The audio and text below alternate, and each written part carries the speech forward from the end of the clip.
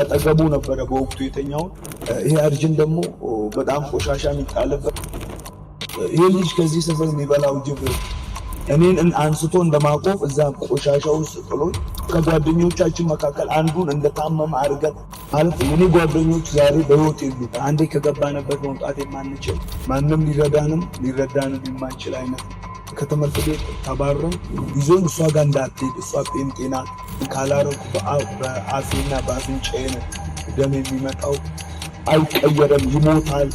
ተራ ሆኖ ነው መኪና ነው የሚበላው። አዳዲስ ሰዎች ጌታ መቀበል የምትፈልጉ ከድንገት አባቴ መጥቶ በሽጉጥ ሊገለኝስ?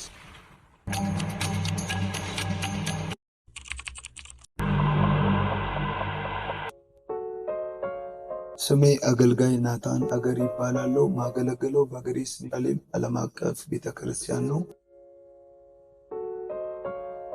ጌታን ሳላገኝ በፊት የነበረኝ ህይወት በባሌ ጃራ በምትባል ከተማ ተወልጄ ነው ያደግኩት። እንደ ማንኛውም ሰው በኦርቶዶክስ ቤተሰብ ውስጥ ያደግኩ ልጅ ነኝ። ግን በባሌ ጃራ በነበርኩበት ሰዓት ከአንደኛ እስከ 8ኛ እዛው ባሌ ጃራ በሚባልበት ከተማ ትምህርቴን ተምሬ ልክ ወደ ኤሌመንተሪ ወደ ሃይስኩል ሳልፍ ወደ ሁለተኛ ደረጃ ትምህርት ቤት ናዝሬት ወደሚባል ከተማ ወይም አሁን ወዳለሁበት ለመማር ወደዚህ ስፍራ ከ3 ጓደኞቼ ጋር ወደዚህ ከተማ መጣን ለመማር። ፋሚሊ ወደዚህ ሲልከን ጥሩ እንድንማር ከሌላ ልጆች ተሽለን ትልቅ ቦታ እንድንደርስ ማንኛውም ቤተሰብ ለልጁ እንደሚመኝ ለእኛ አስቦ ነው ወደዚህ ስፍራ የተላክነው። በወቅቱ በትምህርቴ በጣም ጎበዝ ነበር። ልክ ግን ወደዚህ ስፍራ መጥቼ ትምህርት በጀመርኩበት ሰዓት ከሱስ ካላቸው ልጆች ጋር ነው ከጥቂት ቆይታ በኋላ የተዋወቅኩት። ከነሱ ጋር ተዋውቄ ባለሁበት ሰዓት ትምህርቴን ጥቂት ዓመት ወይም ደግሞ ጥቂት ወራቶችን ነው ቀጥዬ መማር የቻልኩት። ከዛ በኋላ ወደ ማላቀው ወደ ከባድ የሆነ ሱስ ዓለም ውስጥ በጥቂት ጊዜ ነው ከኔ ጋር ያሉ ልጆች ሊማሩ ነው የመጡ በወቅቱ። እኔም ደግሞ ለመማር የመጣሁት ፋሚሊ አንድ ቤት ውስጥ እንድንኖር በወቅቱ አድርጎናል። አንድ ቤት ውስጥ በምንኖርበት በዚህ ሰዓት ልጆቹም ወደ ሌላ ሱስ ገቡ። እኔ ግን እነሱ ወደ ሌላ ማለት ከነሱ ወደሚበልጥ እነሱ ትንሽ እንደውም ከኔ ይልቅ ትምህርታቸው ላይ አተኩረው ይማራሉ። የአንድ ሀገር ልጆች ነን። ከዛን አንድ ቀን ሱሱ ከብዶብኝ ወይም ደግሞ እዚህ ሱስ ውስጥ በጣም ወድቄ ስለነበረ እዚህ ጋር የምጠቀመው ሱስ ተራ ሱስ አይደለም፣ አሽሽ ነው። አንዴ ከገባንበት መውጣት የማንችል ሁሉ ነገር የሚያስጠላን ትምህርት የሚያስጠላን ያለሱ መኖር እንደማንችል ሁሉ እንዲመስለን የሚያደርግ አይነት ሱስ ነው። በወቅቱ ማንም ሊረዳንም የማይችል አይነት ነበረና አንድ ቀን ትምህርት ቤት ብዙም አልሄድም። በወቅቱ ልክ 12 አካባቢ ልጨርስ እዚህ ሱስ ውስጥ በትንሹ ከ2 ዓመት በላይ ቆይቻለሁ። አንድም ቀን ሳላቋርጥ ቤተሰብ በማያውቀው መልክ እዚህ ሱስ ረጅም ሰዓት ተዘፍቄ ያለዚህ ሱስ መኖር የሚችል ሁሉ እስከማይመስለኝ ድረስ ወደ ትምህርት ቤት በሄድኩበት በአንድ ቀን ድንገት ከአስተማሪ ጋር በማይሆን ግብግብ ተፈጥሮ ግቢ ላይ ከትምህርት ቤት ተባረሬ ቤት ስመጣ እንደ እግዚአብሔር ሀሳብ እግዚአብሔር እኔን ስለፈለገኝ ይመስለኛል፣ እግዚአብሔር ዓላማ ይመስለኛል። በዛን ቀን ሶስታችንም ከተለያየ ትምህርት ቤት በምንማርበት ተባረን ወደ ቤት እንድንሄድ ወይም ደግሞ ፋሚሊ እንድናመጣ ዳይሬክተሮች አዋጅ ወይም ደግሞ ትእዛዝ ሰጡን። ሶስታችንም ወደ ቤት መጥተናል። ወደ ቤት በምንመጣበት በዚህ ሰዓት የነበርንበት ቤት በጣም አስቸጋሪ ነኝ። ሰፈሩ ላይ ለአስተማሪ የማልመለስ ነኝ። ምንም ነገር ከማድረግ ወደኋላ የማልል ነኝ። የሰፈር ልጆቹን ያበላሸው ነኝ። በሱስ ምክንያት ሰፈር ውስጥ የታወቁ ሰው ነኝ። ወደ ቤት በምንመጣበት በዚህ ሰዓት የምንኖርበት የነበረ ቤት ሙሉ እቃው፣ ሶፋው፣ ቲቪው፣ ፒሲያችን፣ ልብሳችን ጭምር ተሰርቆ ባዶ ቤት በሮች የምንኖርበት ቤት በር ክፍት እስከሚሆን ድረስ በወቅቱ ደግሞ ከኛ ጎን የነበሩ ጎረቤት ወደ ሌላ ክፍለ ሀገር ሄደው ስለነበረ ቤቱ ባዶ ሆኖ ነው የደረስነው። ልክ ስንደርስ እኔ እነሱ ወዴት እንደሚሄዱ ስለማያውቁ ግራ ስለገባቸው ሁላችንም ወደምናውቅ ወደ ዘመዶቻችን ነው የነውና እኔም ደግሞ አንድ አክስት ነበረችኝ። በዚህ ወቅት ነው አክስቴ ጋር አባቴ አባቴ የተዋወቀው ከ32 ዓመት በኋላ ነው የተገናኙት። በአባት አንድ ናቸው፣ በእናት ነው የሚለያዩት። ይሄ የተገናኙበት ሰሞን በዚህ ሰሞን ቤቷን አይቻለው፣ ሰፈሯን አይቻለው። ግን ፋዘር ምን ይለኝ ነበረ ይዞኝ ሂሳብ ሊሰራ ስለሚመጣ እሱ በወር አንዴ እዚህ የእህል ነጋዴ ስለሆነ አዳማ ስለሚመጣ ይዞኝ እሷ ጋር እንዳትሄድ እሷ ጴንጤ ናት፣ ለአንተ ጥሩ ነገር የላትም፣ ጥሩ አይደሉም፣ ሃይማኖትን ያስቀይራለች ምናምን ብሎ በወቅቱ ስላወራኝ እኔም እሷን ዝም ብዬ እንዳከስ ነው እንጂ የተዋወቅኳት እሷ ጋር ለመሄድ አልነበረም በወቅቱ። ግን የጭንቅ ቀን ያው ሰው የራሱን ሰው ነው የሚፈልገውና ቀጥታ ወደዚህ ወደ አክስቴ ነበር የሄድኩት። ወደ አክስቴ ስመጣ ቤቷንም አይቼ ስለነበረ የዛን ቀን ደግሞ ጸሎት የሚመስል አይነት ነገር እጄን ይዛ ወደ ጌታ ይወዳል፣ ወደ ጌታ ትመጣለህ ምናምን እያለች ቸርቻቸውን እያሳየች ነበርና ቤት ስመጣ የለችም። ዛሬ ቸርች ናት አሉ። ከትምህርት ቤት ተባርሬያለሁ። ቤት አልገባውም። እዛ ላይ ሱሱ እየደረሰብኝ ነው። በጣም ከልጆች ጋር ተገናኝቼ ይህን ነገር መለወጥ መቻል አለብኝ። ካላረኩ በአፌና በአፍንጫዬ ነው ደም የሚመጣው። ከባድ ነው። እንደዚህ እንደማወራው ሳይሆን በጣም መውጣት የማይቻል ነገር ነው። ለሰው ተናግረን ሰው አይረዳንም። ለሰው አውርተን ሰው ከዛ ነገር ውስጥ እኛ ማውጣት አይችልም። እኛ ራሱ ኢቨን እኔ ራሱ አክሴፕት አድርጌ የተቀበልኩት በወቅቱ ያለዚህ ነገር እግሮቼ መራመድ እንደማይችሉ ነውና በዚህ አጋጣሚ ወደ አክስቴ በሚሄድበት በዛ ታይም ኪሴ ውስጥ ሬዲዮኝ ነበረ መንቀሳቀሰው፣ ወይም ኪሴ የስውር ኪስ ውስጥ ይዤ ወይም ደግሞ ሰዎች በማያዩ መንገድ ነበረ። ጥቂት ብትሆንም ሳጹ ሲደርስብኝ ከልጆቹም በፊት የምጠቀመው። የዛን ቀን ደግሞ እንደ አጋጣሚ ምንም ነገር አልያዝኩም ነበረ። ኪሴንም ባየው ምንም የለም። ያው በዚህ ሱስ ውስጥ ያለፋችሁ ሰዎች ስለምታውቁት፣ በዚህ ነገር ውስጥ ያላችሁ ወጣቶች ይህን ነገር ካላገኘው በዛ ውስጥ ሰው ውስጥ ነው የምቀመጠው። ደም በአፌና በአፍንጫዬ ነው የሚመጣው። የሚገርማችሁ ከዚህ በፊት በዚህ ውስጥ በጣም አይነት ብዙ ነገር ደርሶብኛል። በዚህ ሱስ ሰፈር ውስጥ ተመትቻለሁ። ማለት ለምጄው በጣም አዳብት ከማድረጌ የተነሳ በላዩ ላይ ሙሉ ሽሮፕ ጠጣ ነበረ። በላዩ ላይ ሙሉ ሽሮፕ ጠጥቼ እሱ ልክ አይኔን ሲይዝ በዛን ሰዓት ነበረ ይህን አሺሽ በላዩ ላይ መጠቀመው። አንዴ እንደውም በዚሁ አጋጣሚ ሰፈር ውስጥ በጣም ኦቨርዶዝ ወስጄ በጣም ማለት መራመድ እስከሚያቅተኝ በላዩ ላይ አረቄ ጠጥቻለሁ። በጣም ደብል አረቄ። ከዛም በላዩ ላይ አሺሹን ተጠቅሜ ሰፈር ውስጥ አርጅን ነበረ። ይሄ አርጅን ደግሞ በጣም ቆሻሻ የሚጣልበት ሰው አጠገቡ ሲደርስ አፍንጫውን ይዞ የሚሄድ አይነት ቦታ ነው። እዚህ ቦታ መሻገር አቅቶኝ በጣም አስቡ፣ ሽታው በጣም ከባድ ነው። ከተጠቀምኩት ሱስ የተነሳ ያቺን ነገር መሻገር በአቃተኝ ሰዓት ማንም ሕፃን የሚሻገራትና ባይዞ አጠገቡ ነበረ በወቅቱ የተኛውን። ሰፈር ውስጥ በዚህ ነገር አስቸግሬ ስለነበረ ሁሉም ሰው በዚህ ስለሚያቀኝ በየጢሻው መቀመጥ፣ በየግንቡ ስር መቀመጥ፣ በየፎቁ ስር መቀመጥ፣ እንደገና ደግሞ ብዙ ልጆች ከኔ ጋር ቀመጡ ይገርፏቸው ነበር፣ ያባሯቸው ነበር። ይህም መቼም ሰው አይሆንም ብለው ከኔ የተነሳ ብዙዎችን ከኔ ጋር ያነሱ ነበር። ለምን ካለውበት ነገር አንጻር እኔም ደግሞ ልጆቹን በእንደዚህ አይነት ነገር ስለማበላሽ ማለት ነው በወቅቱ። ከዛ መሻገር አቅቶኝ እዛ በተኛውበት አርጂን ውስጥ ይሄ ልጅ ከዚህ ሰፈር የሚበላው ጅብ ጠፋ። የሚገርማችሁ አይኔ ነው የተያዘው እንጂ ድምፅ ሰማ ነበረ የሚናገረውን ሰው። ከዚህ ስፍራ የሚበላው ጅብ ጠፋ ብሎ እኔን አንስቶ እንደማቆም እዛ ቆሻሻ ውስጥ ጥሎኝ ከሆነ ሰዓታት በኋላ ነው ከዛ ውስጥ የተነሳሁት። ስነሳ ሰው አፍንጫውን ይዞ ከአጠገቤ እስከመሄድ ድረስ ማለት በጣም ከባድ ነው። በጣም የሚያስጠላ ህይወት ነው። በጣም የሚቀፍ ህይወት ነው። ሰው ራሱን የሚከዳበት ህይወት ነው። ሰው አላማ እንደሌለ ሆኖ ተራ ሆኖ የሚኖርበት ዓለም ነው። ተራ ሆኜ ከዓላማዬ ወጥቼ ከፕሮግራሜ ወጥቼ ኦልሬዲ ፋሚሊ ይህን ነገር አያውቅም። ፋሚሊ በሚመጣበት ወይም ደግሞ ፋሚሊ ጋር ህብረት በማረግበት ሰዓት ጤናማ ልጅ ነው መሆኑ፣ ግን ደም ስሬ ውስጥ ገብቷል። ሰውነቴን ይበላኛል። ሰፈር ውስጥ በጣም በዚህ ኬዝ አስቸግራለሁ። ከዚህ የተነሳ መንገድ ላይ አስፋልት የተቆፈረው አስፋልት ቦታ አሸዋ እየሞላን ከልጆች ጋር ተስማምተን አሸዋ በሞልተን መንገድ ላይ የሚያልፉ ባጃጆችና መኪናዎችን ገንዘብ ተቀብለንበታል። ብዙ የሀብታም ልጆች ምንም የማያውቁትን ወደዚህ ዓለም አስገብቻለሁ እና በጣም አስጸያፊ ህይወት ነው። እሰብከው ነበር ያለዚህ መኖር አይቻልም ብዬ ለብዙዎች ሰዎች ከጓደኞቻችን መካከል አንዱን እንደታመመ አድርገን አሰኝተን በሱ ገንዘብ ለምነን በሱ እናጨስ ነበረ። በጣም ማለት ይህን ስነግራችሁ ውስጡ ያለፈ ሰው ብቻ ነው የሚያውቀው። በጣም የሚከብድ ዓለም ነው። ማንም ሰውን አይረዳም። ሰፈር ውስጥ በዚህ ጉዳይ ብዙ ተብያለሁ። ሰው አይቀየረም፣ ይሞታል። የሆነ ነገር ይሄ ተራ ሆኖ ነው፣ መኪና ነው የሚበላው ተብያለሁ።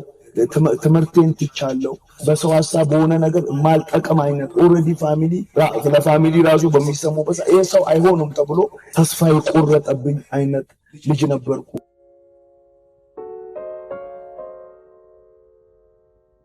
ቸርች በመጣሁበት ሰዓት ነው እንግዲህ እሷ በር ላይ ቆማ ፈገግ ብላ ነው የተቀበለችኝ።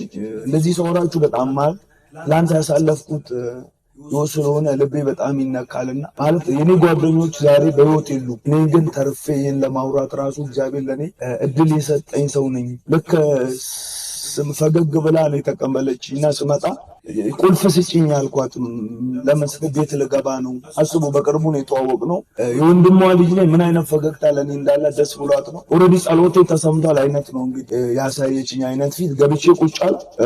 በዛን ሰዓት ደግሞ የሆነ ፋሽን መጥቶ ነበረ። የሆነች የተለያየ ጫማ የሚደረግ የተለያየ ጫማ ነው ያደረኩት። ሱሬን ሰብስቤ ያለው ጸጉሬ በጣም ተንጨባሯል። ሰው አልመስልም ማለት ከሰዓት ብዛት የተነሳ አንድ ደብተር እጄ ላይ ያለ ጠቅልያለሁ። ገብቼ ስፍ ቦታ ሰጠችኝ። ልክ ቁጭ ስል ሰዎች ያው ላይ ከሚያዩትና ከፊዚካሊ መንጻር ከፊቴ መንጻር ሌባ ነው ወይም ደግሞ ዘከርኩ አይነት ሰው ነው የመሰልኳቸውና በኢየሱስም ሁሉ ሌላውን ቦርሳውን ካጠገቤ ዞር አደረገ። ምን ሰው ትነቃላችሁ? እኔ ምነቃችኋለሁ ብዬ እንደመሳደብም ነገር አድርጌ ነበረ። በወቅቱ ካለውበት ነገር አንጻር ታቱም እየደረሰብኝ ስለነበረ ይህንን የሚያውቀው በዚህ ውስጥ ያለፈ ሰው ነውና ልክ ገብቼ እንድተቀመጥ ሁለቱ ግሬ ያለ ልክ መንቀጥቀጥ ጀመረ። ያለ ልክ መንቀጥቀጥ ስላችሁ ፍርሃት ልቤ ይመታል። 2 ደቂቃ ቁጭ አላልኩም። በጣም ረጅም ሰዓት ነው የቆየው መሰለኝ። የዛሬ መንፈሳዊ አባቴ ፓስተር አቤኔዘር ነበር በወቅቱ እያገለገለ የነበረበት ሰዓት ነው። ከዛ ጨነቀኝ፣ ከምላችሁ በላይ ጨነቀኝ። ስገባ ቸርቹ የልሽፕን 2 በር ነው ያለው።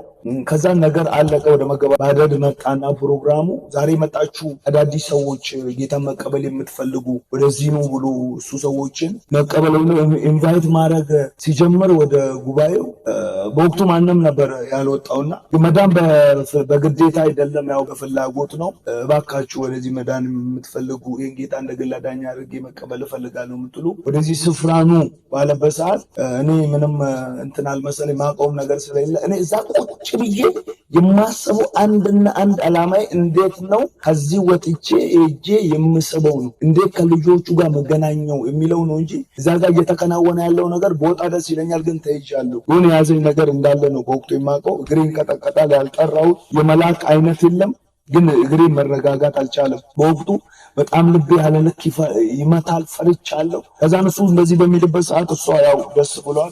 ሂድና ጌታን ተቀበለው ስትለኝ የት ነው የሚመጣው? ከአሜሪካ ነው። ሌላ ቀን እቀበልልሻለሁ። አሁን ለማንኛውም ትረብሽ እንጂ አይነት ወሰር ብዬ ተናገርኳት። ከዛም ፓስተር እያገለገለ ይመስለኛል ያው ጌታን የፈለገ ቀንም ነበረ በወቅቱ።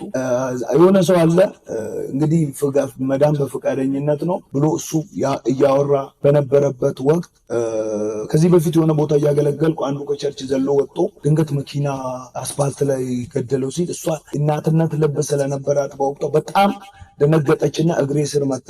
እባክህ ጌታን ተቀበለው ብላ እግሬን ይዛ ተንበረከክ። አንደኛ እዛ ጋር ነሽም ይዘኛል እያደረገችው ያለው ነገር ልክ አይደለም። እግሬን አስለቅቄ ዞሬ እንደመውጣት ወደፊት ሲሄድ በዛኛው በር ወጣለሁ ብዬ ሰው እጃቸውን አጨበጨቡ። እጄ በነበርኩበት ቦታ ቆሙ። ከዛ በኋላ ምን እንደተካሄደ አንድም ነገር አላውቅም። እዛው ቀረው። ከዛ በኋላ ነው ጌታን አገኘው። ተጸለየልኝ። ቸርች ውስጥ በጣም ጊዜ ተወስዶ ነበረ በወቅቱ የተጸለየልኝ። እኔ ምን እንደተካሄደ አላውቅም። ከሆነ ሰዓት በኋላ ግን ራሴን በነፃነት ደስ በሚል አይነት ሞመንት ነው ራሴን ያገኘሁት። ግን ከዛ በፊት ቁጭ ብዬ ወይም ደግሞ ጉባኤ ላይ ጌታ ይናገር ነበረ። ምን የሚል መልእክት በወቅቱ በፓስተር በኩል ያልፍ ነበረ። ለምልክት የሆነ ዘንድ ዛሬ መጣው ልጅ አንተ ከዚህ የምትወጣ ከሆነ የመጨረሻ ቀን ነው የሚሆነው። እግዚአብሔር ግን ለራሱ ዓላማ በጣም እንደፈለገ ለራሱ ፕሮግራም እግዚአብሔር እንደሚጠቀምብኝ በሱ በኩል አልፎ ጉባኤ ላይ በወቅቱ እየተናገረ ነበረ። ግን ለምልክት የሆነ ዘንድ አብራቸው ከነበርካቸው ልጆች መካከል 2ቱ በዚህ 2 ቀን ሰይጣን እንደሚበላቸው ወይም ደግሞ እንደሚሞቱ ከዛን እኔ አመለጥኩ። እኔ ከዛ ጨለማ ወጣሁ። ግን 2ቱ ጓደኞቼ በአንድ ቀን 2ቱም ህይወታቸው አለፈ። አብረን ኢየሱስ የምንጠቀመው ወይም ደግሞ እዚህ ዓለም ውስጥ አብረን ያለን ማለት ነው። የሚገርማችሁ ቸርች መጥቼ በነበርኩበት በዚህ ወቅት ደህንነት ትምህርት ወዲያው ጀመርኩ። መንፈሳዊ ነገሬ ቸርች ላይ መጽሐፍ ቅዱስ እንዴት ማጥናት እንዳለብኝ፣ እንዴት ማንበብ እንዳለብኝ በጣም ኦቨር ከምላችሁ በላይ ትሪት ያደረጉኝ ነበረ። በጣም ይይዙኝ ነበረ። ብዙ ጓደኞች አሁን ትላንት አብሮኝ የነበሩት ሁለቱ በመሞታቸው ምክንያት አንደኛ እኔም ልቤ በወቅቱ ፈራ ወደዛ ዓለም ለመመለስ። ግን ይሄ ስላችሁ አሰው አንዴው ከዚህ ዓለም ውስጥ ዘሎ ይወጣል ማለት አይደለም። ኦልሬዲ ደማችን ውስጥ የገባ ነገር ስለሆነ በጣም የሚያስቸግርና በጣም ከባድ የሆነ ሱስ ነው። ትምህርት እየተማርኩ ባለሁበት አንዳንዴ ይመጣብኛል። ሰውነቴን ነው የሚበላኝ። ሙሉ ሰውነቴ ይሰማኛል፣ እንደ መጮህ ያደርገኛል። ማለት 2 ዓመት ያለማቋረጥ መጠቀም ማለት አስቡ ሰውነታችሁ ላይ ምን እንደሚመጣ። በእንደዚህ አይነት ሁኔታ ባለውበት አንዳንዴ ደህንነት እየተማርኩ ሄጄ እስከሚገባኝ ድረስ ሄጄ እንትን ነበረ ስቤ መጣ ነበረ። ግን የጸጸት የሆነብኝ ነበር ሄጄ አድርጌ በምመጣበት። በዚህ ወቅት ግን መንፈሳዊ አባቴ በጣም ያዘኝ። ኢቭን እያስተማረ እዚህ አይነት ነገር አድርጌ ስመጣ ይመክረኝ ነበር። አይቶ እንትን አይነት ሰው ለምን በሚል ቁጣ አይነት ሰው በጥበብ አይነት መንገድ በጣም ይነግረኝ ነበረ። መንገድ ያሳየኝ ነበረ። በጣም እንድበረታ ያደረገኝ ነበረ። በጣም ያበረታታኝ ነበር። መጸለይ እንድችል ያደረገኝ ነበረ። ከዛን እያልኩ ደህንነት እያልኩ ደቀ መዝሙር እያልኩ ከፍ እያለ ነገሬ በሄደ ቁጥር ባይዞ እንደዚህ አይነት ሁኔታን ባለውበት ሰዓት አንዴ ከውስጤ ተነቅሎ አልወጣም። በጣም ሙሉ ሰውነቴን ነው የሚበላኝ ይመስለኛል። ሄጄ ማድረግ አልችልም። መንጣት ይችላል፣ ግን ጸጸት አለው። ከዛ ይልቅ ምን ማድረግ ጀመርኩ ከሆነ ከህብረት መካከል ተቀላቅዬ በህብረት መካከል ባለውበት በጣም መጸለይ፣ መንፈስ ቅዱስ መሞላት፣ ከመንፈስ ቅዱስ ጋር በጣም ህብረት ማድረግ ጀመርኩ። መጸለይ ጀመርኩ። እባክህ ጌቶይ ከኔ ላይ ንቀል፣ ይህ ነገር ከኔ ላይ ይነሳ። በጣም አሁን ለማውራት ነው ከባድ፣ ለሚያደርገው ሰው ነውና ስናወራው ነው ቀላል፣ ለሚያደርገው ሰው ግን በጣም ከባድ ነው። በጣም ጮህ ነበረ በጌታ ፊት። በጣም ቸርች መላለስ ነበረ። በጣም ህብረት አደረግ ነበረ። ማለት የሚጎትተኝ የሚፈልገኝ ናሚለኝ ጠፍቶ ሳይሆን በቃ ነው ይሄ ከዚህ ነገር ማምለጫ መንገዱ አንድና አንድ ወደ እግዚአብሔር ቤት ወይም ደግሞ ወደ እግዚአብሔር መመለስ ነው። እግዚአብሔርን ፊት መፈለግ ነው። በጣም ኦቨር አዳሪ ጸልይ ነበረ። ከጓደኞቼ ጋር ጸልይ ነበረ። በጣም ህብረቶች ላይ እዛው ቸርች ላይ ህብረት አደረግ ነበረ። በዚህ መካከል እኔ ከእንደዛ ነገር እየወጣሁ ወደ ጌታ እየቀረብኩ መጣሁ። ጌታን ወደ መናፈቅ፣ መንፈስ ቅዱስን ወደ መራብ፣ ወደዚህ ስፍራ እየተጠማው በመጣው ቁጥር ሰውነቴ ላይ ለውጥ እየታየ መጣ። ቀድሞ ያደርገኝ የነበረ ነገር ኢቭን መንገድ ላይ ሳይ አንዳንድ ሰዎች ያው እኔ እንትኑ ስለማል ስበው ሲያልፉ ጠረኑ ያስጠላኝ ጀመረ። ያምወደው ያ በጣም የምናፍቀው ነገር ይህን ደግሞ ሊያደርግልኝም ሊረዳኝም የቻለው ጌታ ነው። በሙላት ወደ ጌታ በመቅረቤ ማለት ነው። በወቅቱ ጌታን ባገኘሁበት በዛ ሰዓት ከ6 ቀን በኋላ ይመስለኛል የቸርቹ 5ኛ ዓመት ክብረ በዓል ነበረ። በዚህ ፕሮግራም ላይ እሑድ ከሰዓት አካባቢ ይመስለኛል ወደ ቤተክርስቲያን ገብተን ፕሮግራሙን ከሰዓቱን ለመካፈል ገብተን ባለንበት እግዚአብሔር ካመለክ ነው ቃሉን ከሰማን በኋላ ፓስተር መጸለይ ጀመረ። የዛሬ መንፈሳዊ አባቴ መጸለይ ጀመረ። መጸለይ በሚጀምርበት በዚህ ሰዓት አንተ ብላቴና ቁም ብሎ አነሳኝ። ሲያነሳኝ እኔ ከዛ በፊት ብዬ በአይምሮ ምን እያሰብኩ ነበር፣ አሁን እዚህ መካከል ድንገት አባቴ መጥቶ በሽጉጥ ቢገለኝስ ብዬ በውስጥ እያሰብኩ ነበር። በጣም በፍራቻ ማለት ነው። በዚህ መካከል ነው ቁም ብሎኝ ብዙ መልእክት እግዚአብሔር ተናገረኝ። ያሳለፍኩትን ነገር ያረኩትን ነገር ጠቅላላ ከጌታ የሚሰወር ነገር ስለሌለ እስከሚገርመኝ እንደዚህ ነው ብዬ እስከምደነቅ ድረስ ጌታ ተናገረኝ። በጣም ተገርሜ ባለሁበት አሁን ራሱ ስቲል እዚህ ቁጭ ብለን አባቴ በሽጉጥ መጥቶ ቢገለኝስ ብለህ እያሰብክ ነው ብሎ ሲናገረኝ አንሳት አልቻልኩም። በጣም ማለት እግዚአብሔር በዚህ ልክ ፈልጎኛል፣ እግዚአብሔር በዚህ ልክ በእኔ ላይ ዓላማ አለው ብዬ በጣም አለቀስኩ። በዛን ሰዓት ጮኩ። እዛ ስፍራ እግዚአብሔር እንደዚህ ይልሃል፣ ታገለግለኛለህ፣ አንተ አፌን አደራ ብዬ ሰጥቻለሁ። ኦልሬዲ ያዘው፣ ከበላው ትበላለህ፣ ለበስኩ ትለብሳለህ። እንደ ልጅ አድርገህ እግዚአብሔር እኔ ማሳደግ እንዳለበት ለሱ አውርቶት ጉባኤ ላይ እንደዚህ አይነት መልክ ተናገረኝ። በወቅቱ እግዚአብሔር በሱ በኩል አልፎ እንደተናገረው ኦልሬዲ መንፈሳዊ ዓለሜ ላይ ኢንቨስት አድርጎብኛል። እንደዚሁ በስጋውም ደግሞ እንደ አባት እንደ ወንድም ማለት እንደ ጓደኛ እንደ መንፈሳዊ ብቻ ሳይሆን በጣም ቀርቦኛል፣ በጣም መክሮኛል።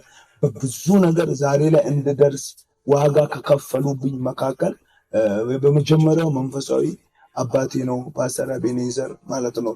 እግዚአብሔር በሱ በኩል እኔን ቀይሮኛል። እግዚአብሔር በሱ በኩል እኔን ለውጦኛል። እግዚአብሔር በሱ በኩል አደራ ብሎ እንደሰጠው ኢንቨስት አድርጓል። መንፈሳዊ ነገር የለም ኦልሬዲ ቁሳዊ ነገር የለም። በብዙ ነገር ነው የመከረኝ።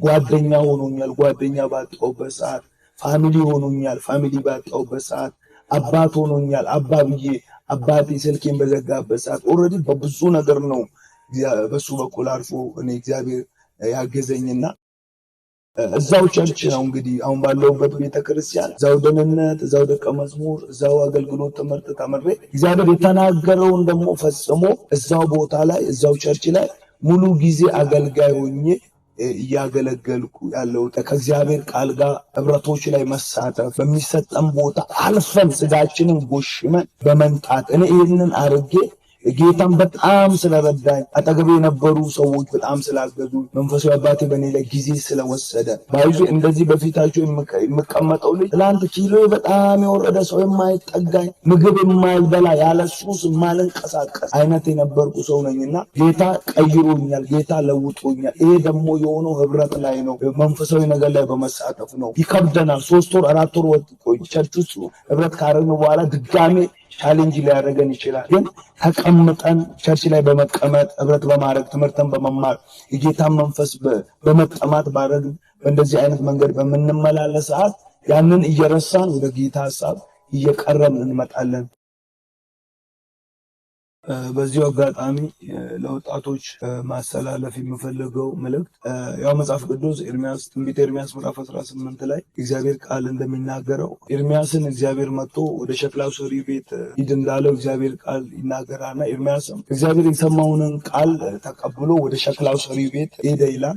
ሸክላ ሰሪውም የቀን በቀን ተግባሩን ነው በስፍራው ላይ ወይም ደግሞ ስራውን ነው እያከናወነ ያለው። በመንኮራኩሩ ላይ ቁጭ አድርጎ የምታምር አይነት ሸክላ ወይም ደግሞ ውበት ያላትን ሸክላ ስም ሊሰጣት ለገበያ ላይ ያቀርባት በጣም እያሳመረ እየሰራ ባለበት ምክንያቱ በማይታወቅ መልክ መጽሐፍ ቅዱስ ሲናገር ድንገት ከእጁ ላይ ወርቃ ተሰበረች ይላል። ያቺ የምታምር ሸክላ ዋጋ የከፈለባት ሸክላ ያ ለገበያ ሊያበቃት ያለ ሸክላ ድንገት ከእጁ ላይ ወርቃ ተሰበረች ይልና በሰውኛ የሚጠበቀው ድንገት ተሰባብሮ የወደቀውን ሸክላ ሰብስቦ ቆሻሻ መጣያ ውስጥ ነው መጣል ያለበት።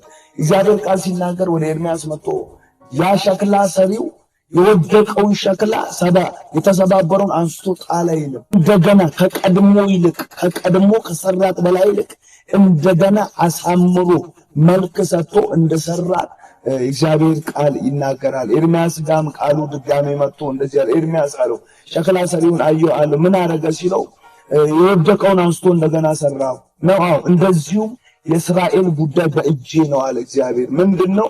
እንደገና አነሳቸዋለሁ። በዚህን ሰዓት እስራኤል በኢኮኖሚ የተመጣበት በጠላት የተሸነፈበት በጣም እግዚአብሔር ያለው ዋጋ እየከፈለበት ያለ ሰዓት ነውና እንደገና አነሳዋለሁ፣ እንደገና እረዳለሁ፣ እንደገና አምላክ ነኝ ለእስራኤል ብሎ እግዚአብሔር ያወራበትን ምዕራፍ ሁላችንም እናስታውሰው ምዕራፍ ነውና በዚህ ውስጥ ያላችሁ ወጣቶች እግዚአብሔር እንደገና አምላክ ነው። እንደገና ሚራራ አምላክ ነው። እንደገና እድል የሚሰጥ አምላክ ነው። ሰው 3 ጊዜ እድል ሰጥቶ ከሆነ ነገር ስም ሰጥቶ ሊያወጣን ይችላል። ተመልሰን እዛው ሲያገኘን ላይረዳን ይችላል። ድጋሜ ሊፈርድብን ይችላል። እግዚአብሔር ግን እንደገና ለምን 100 ጊዜ አንወርቅም? ሊረዳን ሁሌም እጁን የሚዘረጋ አምላክ ነውና እባካችሁ በዚህ ውስጥ ያላችሁ በተለይ ጌታን እያወቃችሁ እንደዚህ አይነት ነገር ውስጥ ተይዛችሁ ቸርች ውስጥ የምትመላለሱ ኢየሱስ ምንም አይጠቅም። ምንም ነገር ህይወታችን ላይ የሚጨምረው ነገር የለም። ከምንወደው ጌታ ያሸሸናል፣ ከምንወደው ህብረት ያሸሸናል፣ ወደ ውጭ ያወጣናል። ኢቭን ፋሚሊያችን በዚህ ሱስ ውስጥ እኛ ስንመላለስ እንድንሰደብ ስማቸው እንዲነሳ የእንትና ልጅ ተብሎ ስማቸው እንዲሰደብ ነው እንጂ የሚያደርገን ምንም ነገር አይጠቅመንም። ምንድነው ብሎ በዚህ አጋጣሚ ወደ ጌታ ተመለሱ። እግዚአብሔር የምህረት አምላክ ነው፣ የሚረዳን አምላክ ነው። ደክመናል፣ ዝነናል፣ አቅማተናል፣ ጉልበት አጥተናል። እኔን የረዳኝ ጌታ እናንተን ይረዳል። እግዚአብሔር እንደገና የሚቀይር አምላክ ነው። ከዚህ ነገር ደግሞ ምንም የሚናፈቅ ምንም ደስ የሚል ነገር አንዳችን ነገር የለም። እግዚአብሔር የሚራራ እድል የሚሰጥ የሚያቆም የሚያበረታ እንደገና ለፈለጉት የሚገኝ አምላክ ነው። ወገኖች ያንን ልጅ እናውቀው የለ ከአባቱ ቤት የጠፋውን ልጅ ሁሉም ነገር ተሟልቶ ያለ ዓለም የናፈቀው ልጅ አባቴን አካፍለኝ ያለው ልጅ ሁሉም ነገር ይዞ የወጣው ነገር ጠቃሚ እንዳልሆነ አላቂ እንደሆነ ዘላቂ እንዳልሆነ ባወቀ ሰዓት ይዞ የወጣው ነገር ከእጁ ላይ ቢጠፋም ግን የአባቱ መንገድ አልጠፋበትም። ወደ አባቱ ቤት ልክ ሲመለስ አባትየው ሁሌም ልጁን ውጪ ቆሞ ይጠብቀዋል። ሁሌም ይናፍቀዋል። ልጄ መች ነው የሚመጣው? ልጄ መች ነው የሚመለሰው?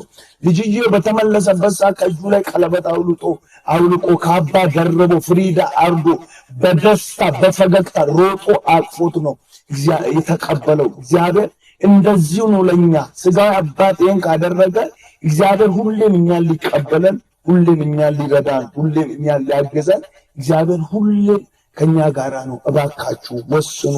ከዚህ ውስጥ መውጣት ሞክሩ። በእግዚአብሔር ፊት ውደቁ። ወደ ቸርች ተመለሱ። ወደ ህብረት ተመለሱ። ለደከማችሁ ይሄን መልእክት አለኝ።